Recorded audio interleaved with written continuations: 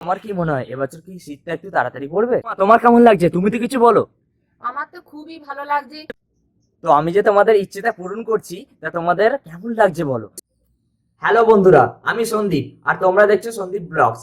তো এইমাত্র আমি ঘুম থেকে উঠে ফ্রেশ হয়ে এলাম আর আজকে তোমাদের সাথে একটা আনন্দের মুহূর্ত শেয়ার করে নেবো।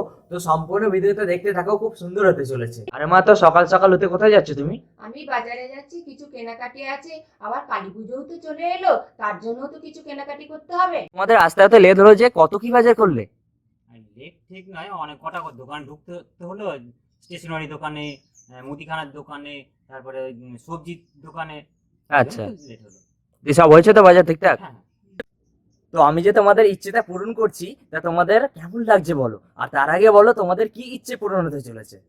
দীর্ঘদিনের ইচ্ছে ছিল একটা জলের ট্যাঙ্কি, মানে পাইপ লাইন করার।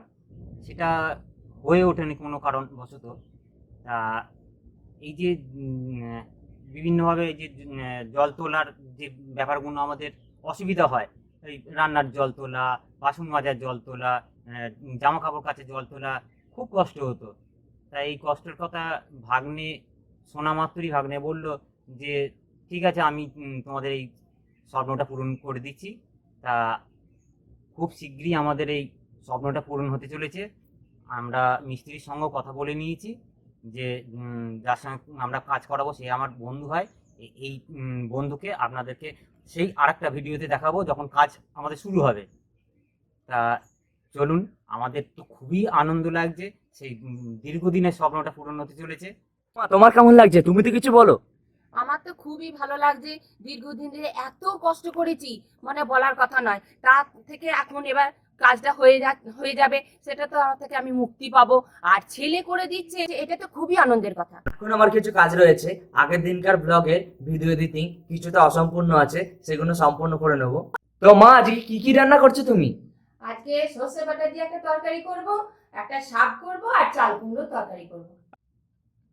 ঠিক আছে মা, তুমি তবে রান্না করো আর আমি একটু বেরোচ্ছি, আমার একটু কাজ আছে। ঠিক আছে, তুই এবারে যা।